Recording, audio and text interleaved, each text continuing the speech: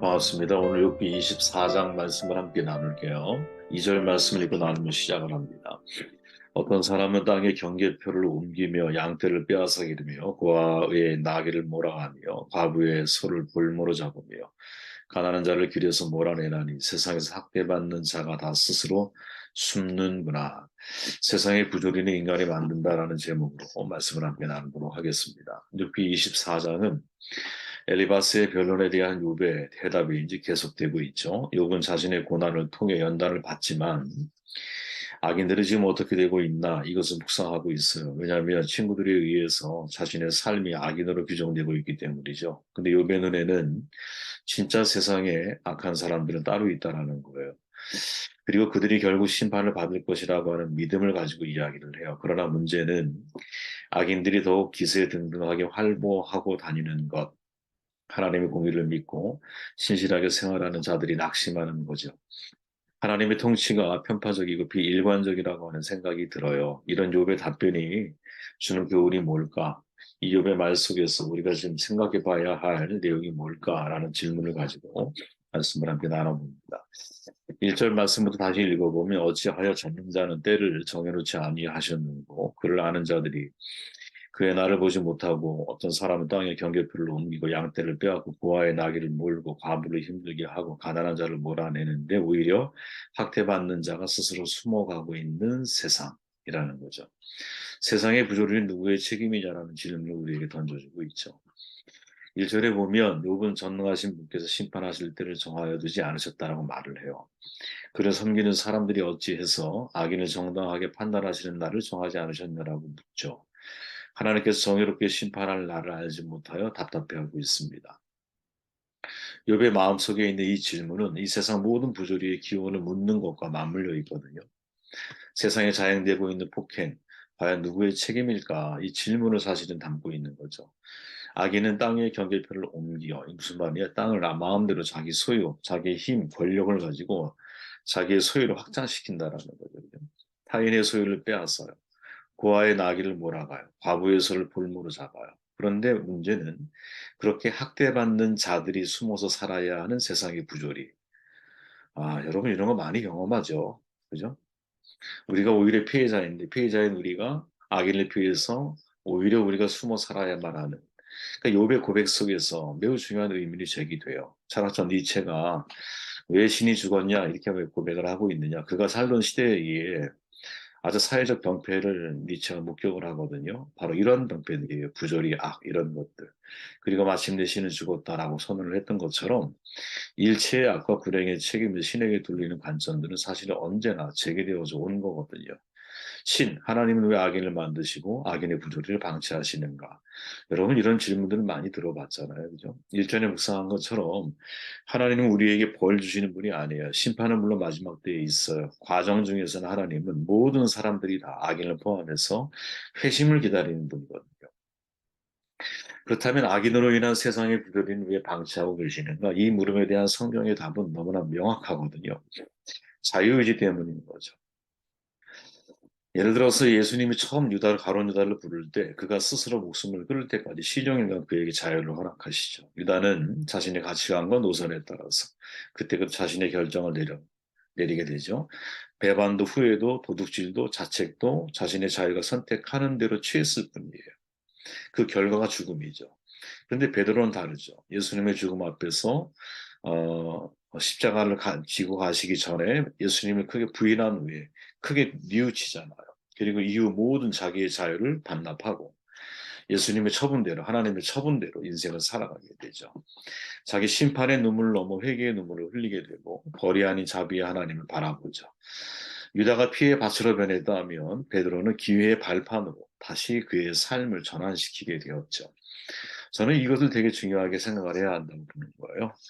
악인과 선인의 전형적인 차이가 있는데 악인은 끝까지 하나님으로부터 완전히 독립해서 모든 결정을 자신의 자유의지로만 내리려고 한다는 거예요. 소통도 반납도 없는 거예요. 자유의지의 독점적인 남용이라고 보통 표현을 하죠. 반면 선인은 자신의 자유의지를 하나님과 소통하며 사용하죠. 때로는 하나님과 의논하고 때로는 나의 자유를 반납하고 그래서 이 자유의지를 지혜롭게 운용을 하는 거예요. 바로 자유의지의 조화로운 선형이다라고 표현을 할 수 있는 거죠. 악인과 선인의 길은 미리 정해지는 것이 아니라 스스로 선택하는 거거든요. 자유의지를 어떻게 선택하는가 결단하는 순간 그 길이 갈리는 거죠. 그조차도 일관되고 항구적인 것이 아니라 내 마음에 따라서 인간 각자의 마음에 따라서 수시로 바뀔 수 있는 거거든요. 그렇게 신은 왜 악인을 만들었을까? 이 질문 자체가 잘못된 거죠, 사실은. 하나님은 악인을 만든 게 아니에요, 여러분. 하나님은 인간을 만든 거예요. 어떤 인간? 자유의지를 가지고 있는 인간. 자유의지를 주신 인간이죠, 정확하게 표현해 보면.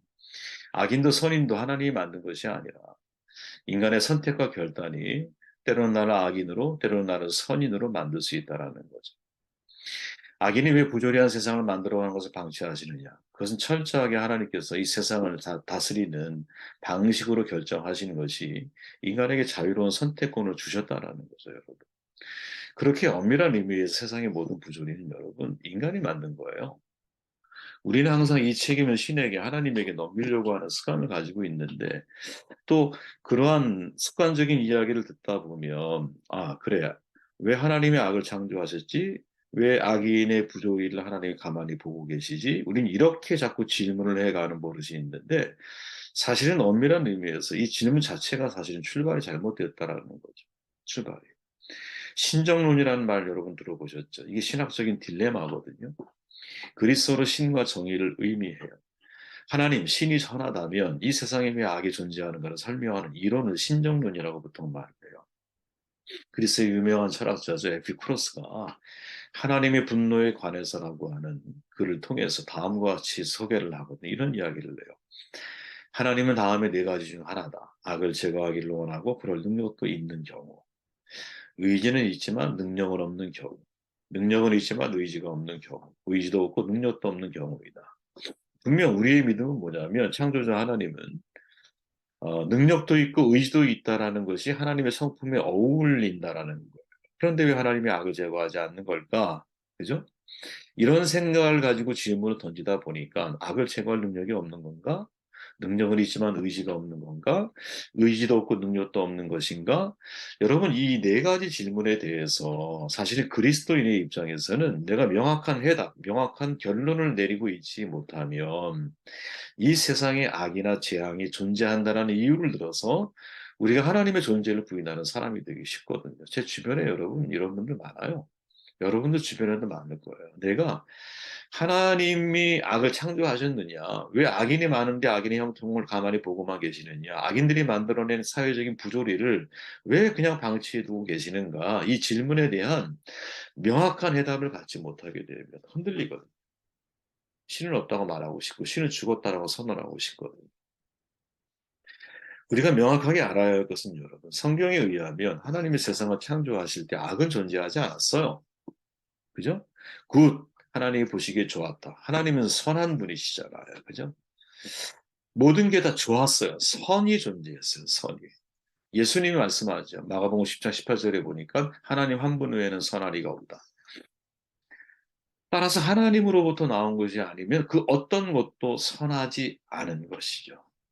그 결과 모든 행동의 동기가 선인 사람은 하나님을 바라보고 그분의 인도를 받는 사람인 것이고 반대로 하나님을 거역하는 사람은 선을 동기로 삼지 않는 거죠. 왜냐하면 그가 행하는 선은 하나님으로부터 온 것이 아니라, 그죠?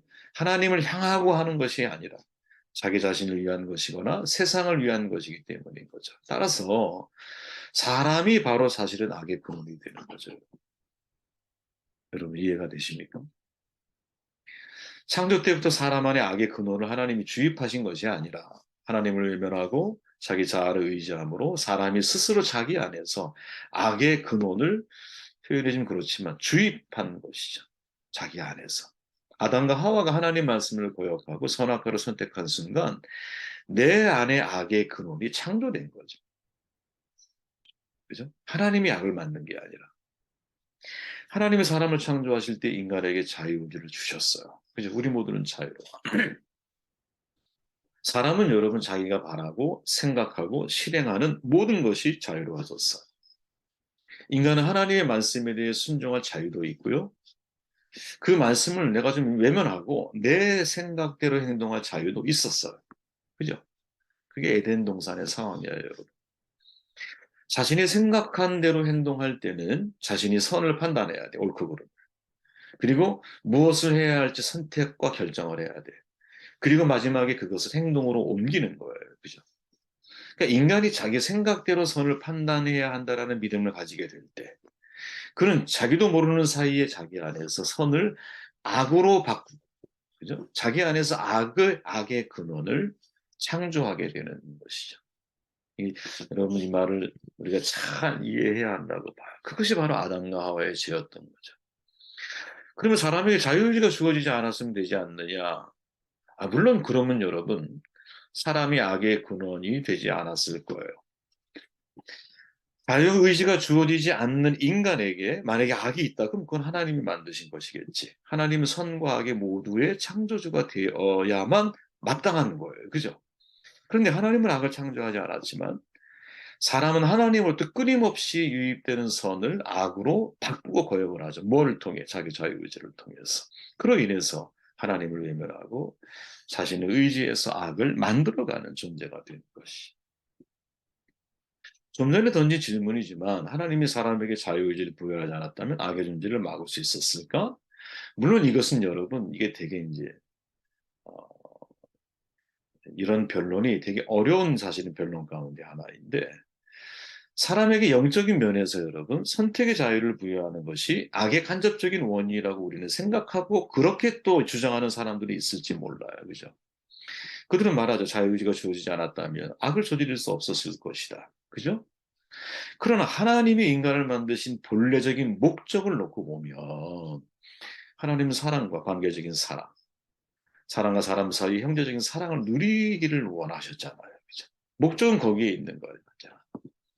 만약에 자유의지가 박탈당한 로봇과 다를 게 뭐가 있어요, 여러분? 그죠? 로봇이 사랑할 수 있나요? 자유로운 사랑이 무엇인지를 이해할 수 있나요? 자유가 주어지지 않는데 사랑이 어떻게 있을 수 있어? 자유가 없는데 나를 사랑하라고 명령하면 여러분, 그건 폭력이죠. 그건 사랑이 아니에요, 여러분. 강요된 사랑이 어떻게 사랑이야? 사랑이라고 하는 것은 여러분, 모든 인간이 다 동의하는 것 중에 하나는 자유로운 선택에 의해서 가능해지는 거거든요. 따라서 하나님이 여러분 에덴 동산에 만약에 선악과만 만들어 놓고 선악과를 먹지 말라고 말했다면 진짜 문제가 심각한 것일 수 있어. 그러나 그 옆에는 생명나무가 있고 또 동산 전체에는 수많은 먹을 과실수가 널려 있는 가운데 있었거든요. 이 구도가 오늘날도 마찬가지라는 거지. 세상을 살아가는 모든 사람들은 여러분 생명나무도 있고 선악과도 있는 거야. 선택할 자유가 주어져요. 그런 점에서 인간은 여러분 선과 악 중간에 서 있는 거죠. 중간자. 내가 중간에 있기 때문에 여러분 어떤 방향으로든 나는 전환할 자유가 나에게 있어요. 악의 원인이 여러분 사람 자신이기 때문에 사람이 천국과 지옥에 가는 것은 여러분 하나님이 결정하시는 게 아니야. 그렇지 않을까요? 우리 자신이 결정하는 거예요. 우리 자신이. 주님이 말씀하죠. 선한 사람은 그 쌓은 선에서 선한 것을 내고 악한 사람은 그 쌓은 악에서 악한 것을 낸다. 모든 인간이 선이나 악을 자신의 선택에 따라 담을 수 있는 그릇으로 누구를 인간을 창조하셨다라는 거지. 그죠? 선택의 수단이 되는 우리의 자유, 이성, 하나님의 선물이에요. 그죠?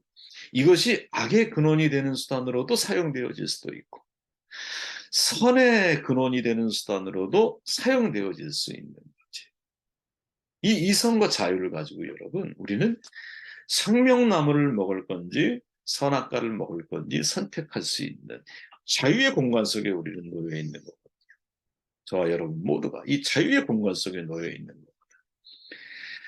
그래서 여러분 우리가 내 자아를 내려놓고 그죠? 하나님을 주인 삼은 사람이라면 자기를 부인하고 자기 십자가를 짊어진 사람이라면 내면의 그릇이 달라지는 거. 내 내면에 나의 이성이 아니라 하나님의 말씀이 내 내면에 나의 자유가 아니라 하나님이 내게 주기 원하시는 자유. 진정한 자유. 진리가 너희를 자유케 하리라. 진리에 대한 자유가 내 안에 있기 때문에 선한 사람은 선한 것을 낸다. 내 그릇이 하나님 안에서 변화된 사람만이 세상을 바꾸는 거죠. 아니죠. 세상을 바꾸기 전에 나를 바꿀 수 있는 것이고 내 주변을 바꿀 수 있는 것이고 세상을 바꿀 수 있는 것이지. 그죠? 인간의 본질이 뭘까?